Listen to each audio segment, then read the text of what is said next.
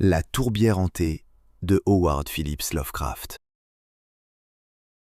Denny Barry s'en est allé quelque part, vers je ne sais quelle contrée lointaine et redoutable. J'étais auprès de lui durant la dernière nuit qu'il passa parmi les hommes, et j'entendis ses hurlements lorsque la chose vint à lui.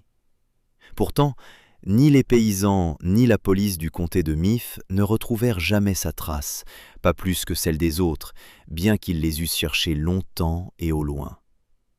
Et aujourd'hui encore, je frissonne lorsque j'entends les grenouilles chanter dans les marais, ou lorsque j'aperçois la lune au-dessus d'un lieu solitaire. J'avais bien connu Denny Barry en Amérique, où il avait fait fortune, et je l'avais félicité lorsqu'il avait racheté l'ancien château de la somnolente Kildare au bord du marais. Son père était originaire de cette région, et Barry désirait profiter de sa richesse au milieu des paysages de ses ancêtres. Autrefois, les hommes de sa lignée avaient régné sur Kildare. Ils avaient bâti le château et y avaient vécu.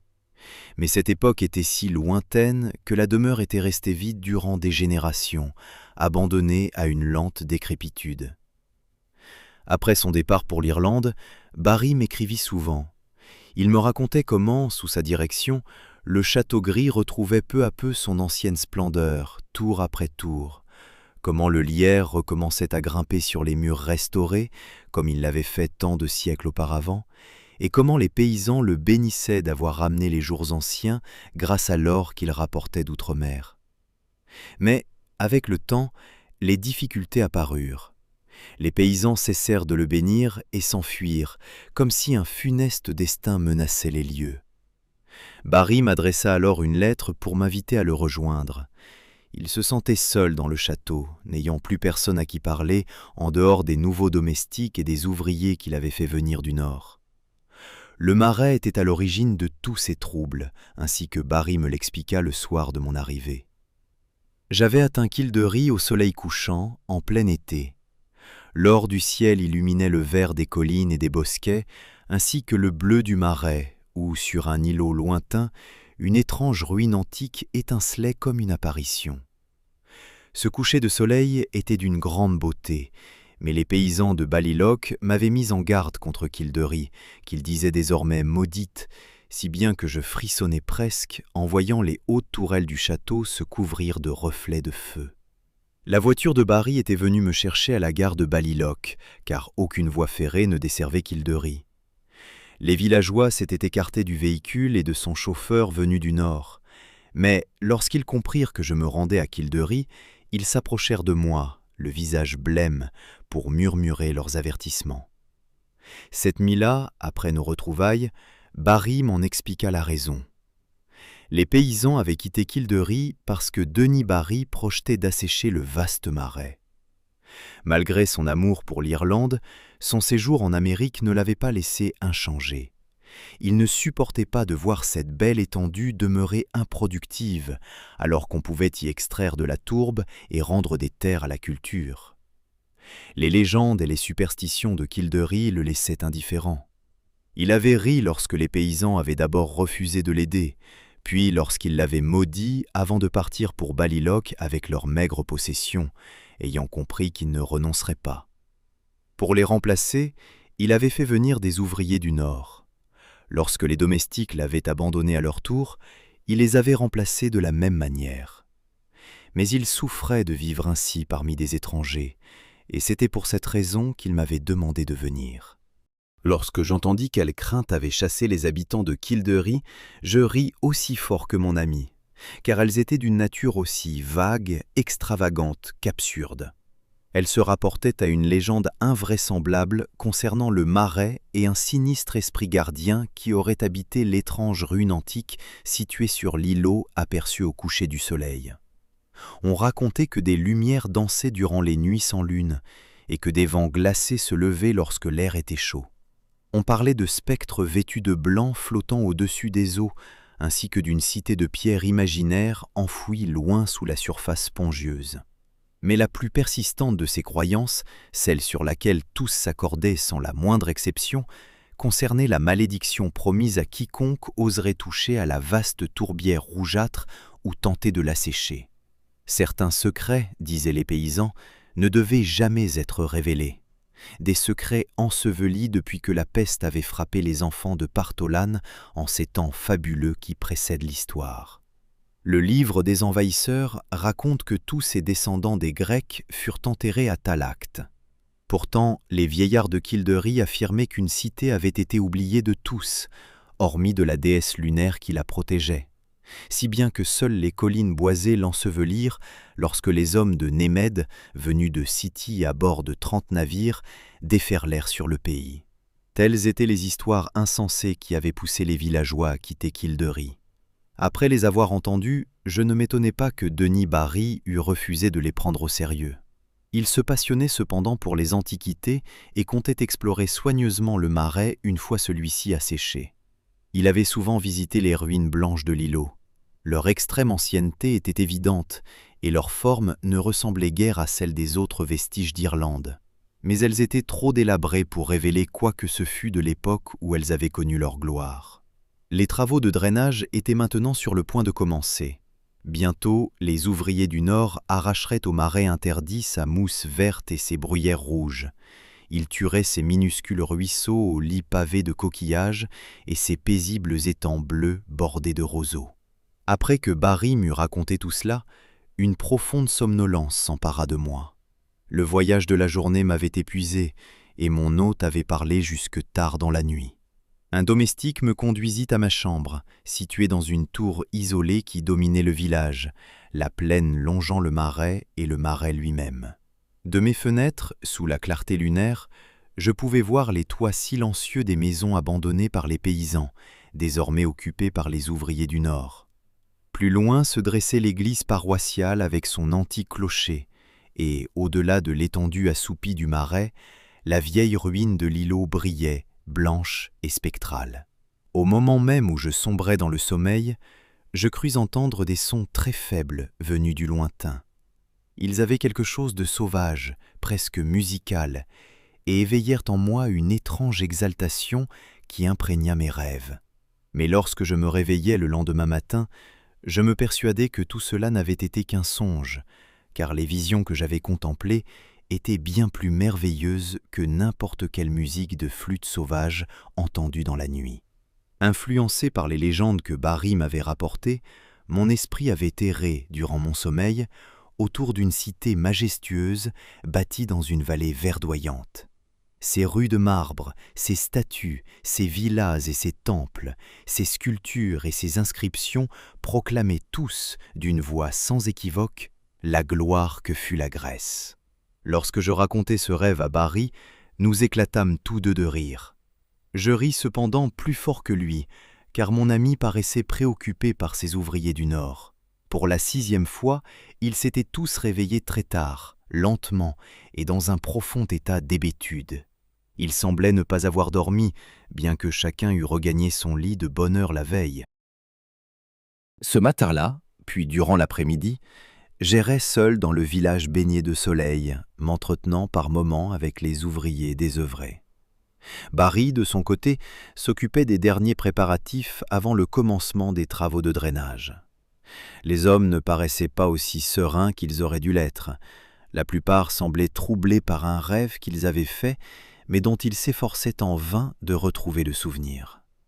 Je leur parlais de mon propre songe, sans éveiller leur intérêt.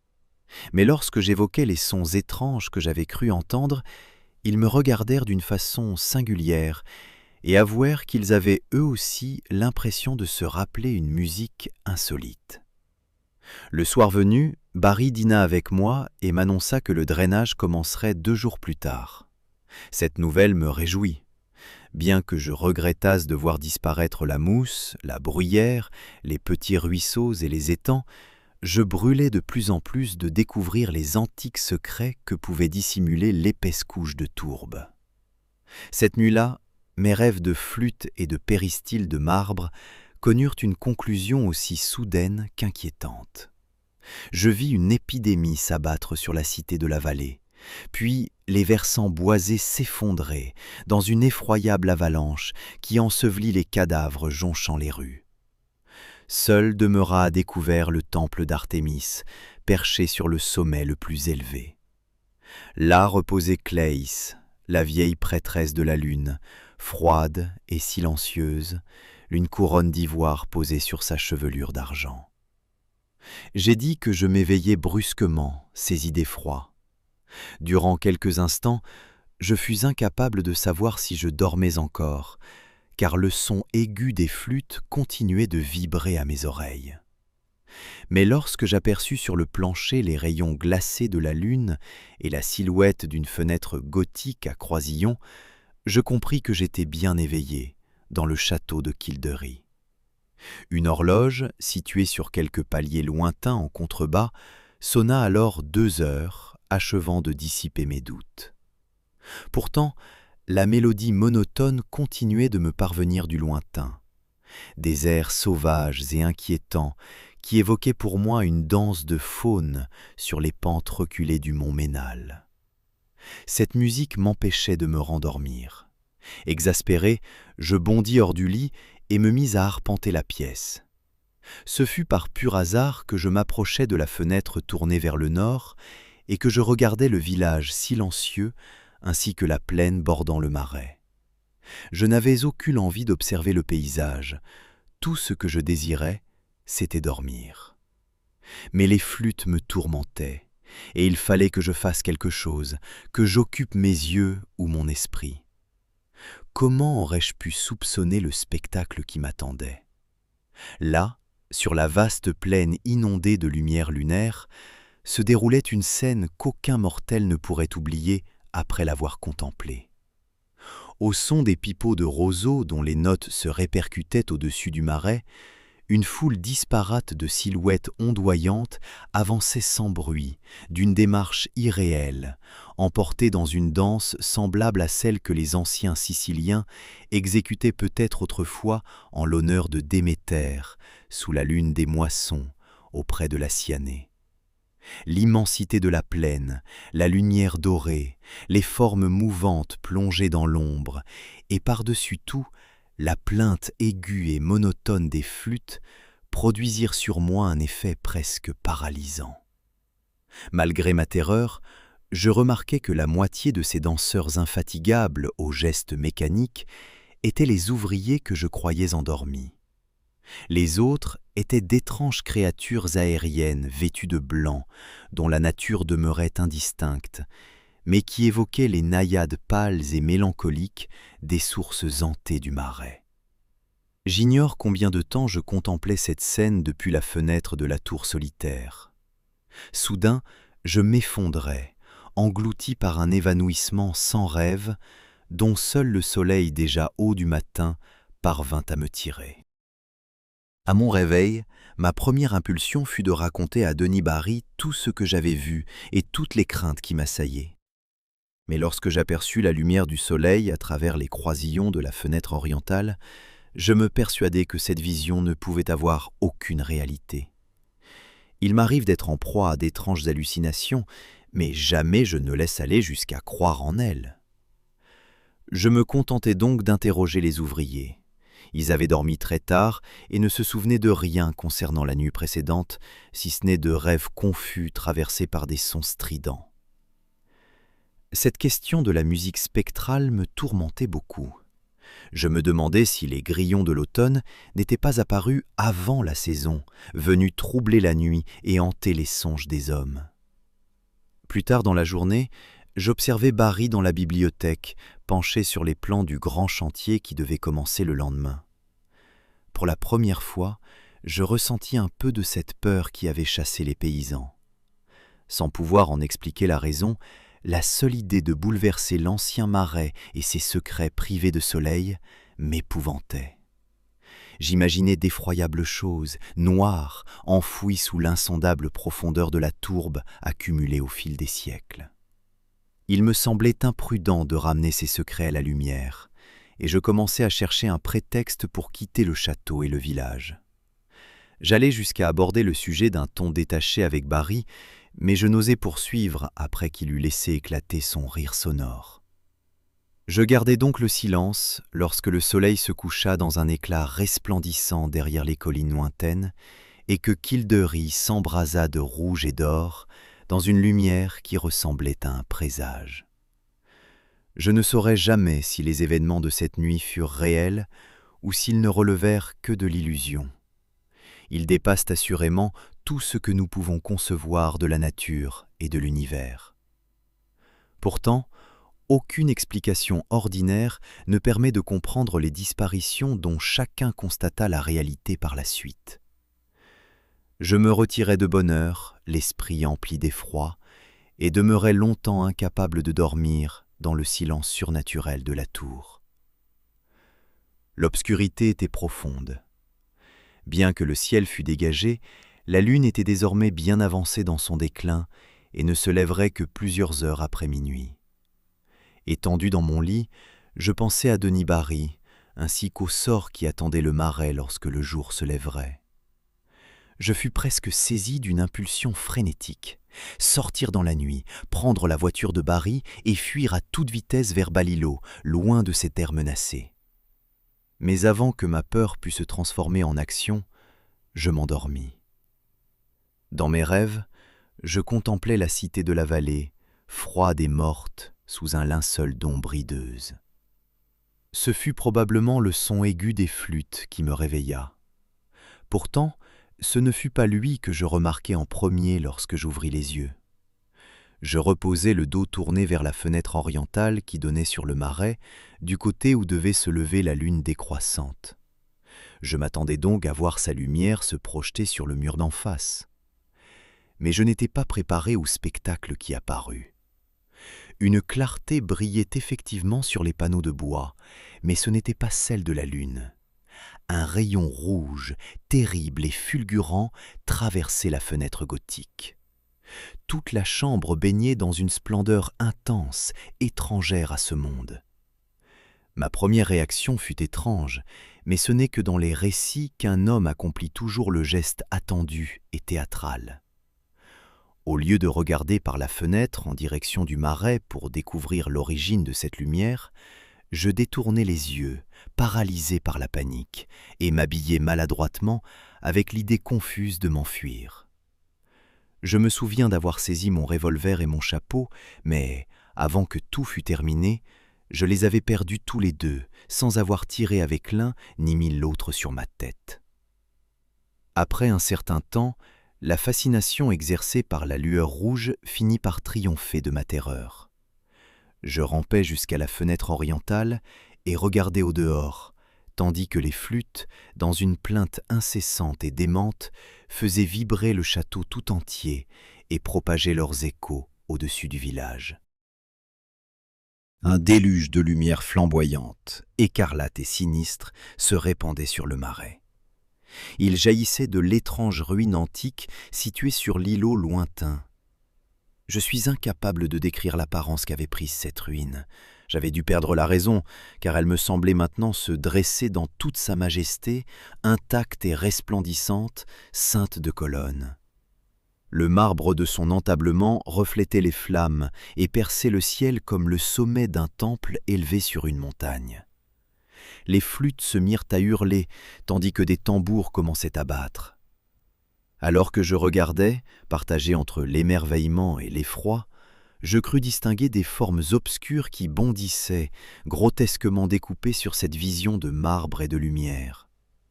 Le spectacle avait quelque chose de titanesque, d'absolument inconcevable. J'aurais pu demeurer là indéfiniment si les sons des flûtes n'avaient paru s'intensifier sur ma gauche. Tremblant d'une terreur étrangement mêlée d'extase, je traversai la chambre circulaire pour gagner la fenêtre du nord, d'où je pouvais voir le village et la plaine bordant le Marais. Mes yeux s'écarquillèrent de nouveau sous l'effet d'une stupeur aussi violente que si je ne venais pas de détourner le regard d'un spectacle situé au-delà des limites de la nature. Sur la plaine baignée d'une lumière rouge et funèbre, avançait une procession d'êtres animés de mouvements que nul homme n'avait jamais contemplés ailleurs que dans ses cauchemars. Glissant à demi sur le sol, flottant à demi dans les airs, les spectres du Marais vêtus de blanc reculaient lentement vers les eaux immobiles et les ruines de l'île. Ils évoluaient selon des formations fantastiques, évoquant quelques danses cérémonielles, anciennes et solennelles. Leurs bras translucides ondulaient, guidés par l'odieuse musique des flûtes invisibles. D'un geste rythmé et surnaturel, ils appelaient une troupe d'ouvriers titubants qui les suivaient comme des chiens, avançant à l'aveugle, sans penser, trébuchant lourdement comme s'ils étaient entraînés par la volonté maladroite mais irrésistible d'un démon. Tandis que les naïades approchaient du marais sans dévier de leur trajectoire, une nouvelle file de silhouettes chancelantes sortit du château par une porte située loin au-dessous de ma fenêtre. Elles avançaient en zigzagant comme des ivrognes, traversèrent à tâtons la cour, puis la portion de village qui les séparait de la plaine, avant de rejoindre la colonne vacillante des ouvriers. Malgré la distance, je compris aussitôt qu'il s'agissait des domestiques venus du nord. Je reconnus notamment la silhouette disgracieuse et massive du cuisinier, dont l'allure autrefois ridicule revêtait désormais un caractère tragique au-delà de toute expression. Les flûtes poussèrent des notes atroces, et j'entendis de nouveau les tambours battre du côté de la ruine insulaire. Alors, silencieuses et gracieuses, les naïades atteignirent l'eau et se fondirent l'une après l'autre dans l'antique marais.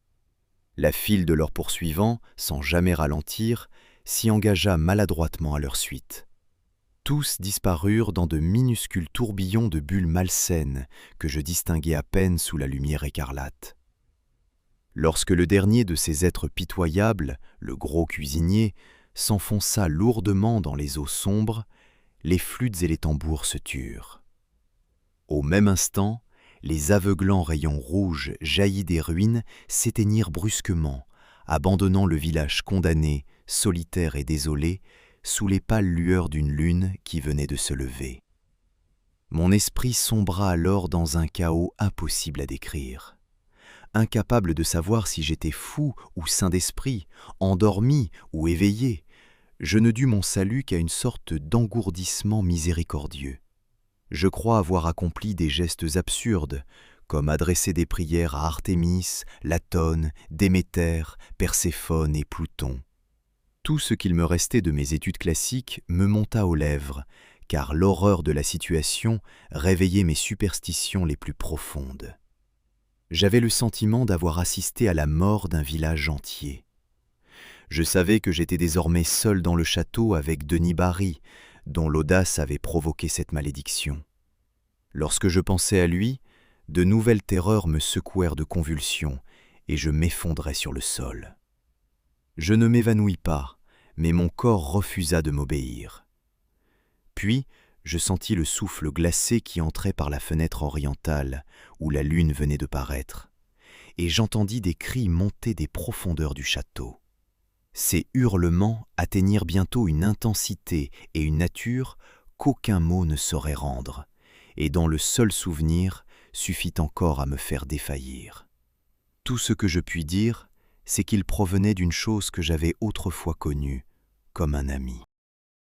À un moment quelconque de cette période d'épouvante, le vent glacial et les hurlements durent finir par me tirer de ma torpeur, car le souvenir suivant que je conserve est celui d'une course folle à travers des chambres et des couloirs plongés dans une obscurité d'encre, puis au-delà de la cour, jusque dans l'abominable nuit. On me retrouva à l'aube, errant près de Balilogue, l'esprit anéanti. Pourtant, ce qui acheva de briser ma raison ne fut aucune des horreurs que j'avais vues ou entendues auparavant. Tandis que j'émergeais lentement de ces ténèbres intérieures, je ne cessais de marmonner au sujet de deux incidents extraordinaires survenus durant ma fuite. Ils pourraient sembler insignifiants, mais ils me hantent sans relâche lorsque je me retrouve seul dans certains lieux marécageux ou sous la lumière de la lune. Alors que je fuyais le château maudit en longeant le marais, j'entendis un son nouveau. Il était commun et pourtant différent de tous ceux que j'avais jusque-là entendus à Kildary. Les eaux stagnantes, qui peu de temps auparavant ne contenaient aucun animal, grouillaient maintenant d'une multitude de grenouilles énormes et visqueuses. Elles poussaient sans interruption des cris aigus dont la finesse paraissait étrangement incompatible avec leur taille. Gonflées, verdâtres, luisantes sous les rayons de la lune, elles semblaient toutes lever les yeux vers la source de cette lumière. Je suivis le regard d'une grenouille particulièrement grosse et hideuse, et j'aperçus alors la seconde chose qui me ravit le peu de raison qu'il me restait. Depuis l'étrange ruine antique située sur l'îlot lointain jusqu'à la lune décroissante, s'étirait, me sembla-t-il, un rayon de lumière pâle et frémissante qui ne produisait aucun reflet sur les eaux du marais. Le long de ce chemin livide, mon imagination fiévreuse crut voir une ombre mince se tordre en s'élevant lentement, une silhouette vague et contorsionnée qui se débattait comme si des démons invisibles l'attiraient à eux. Malgré ma folie, je reconnus dans cette ombre effroyable une monstrueuse ressemblance, une caricature répugnante et impossible, une effigie blasphématoire de celui qui avait autrefois été Denis Bary.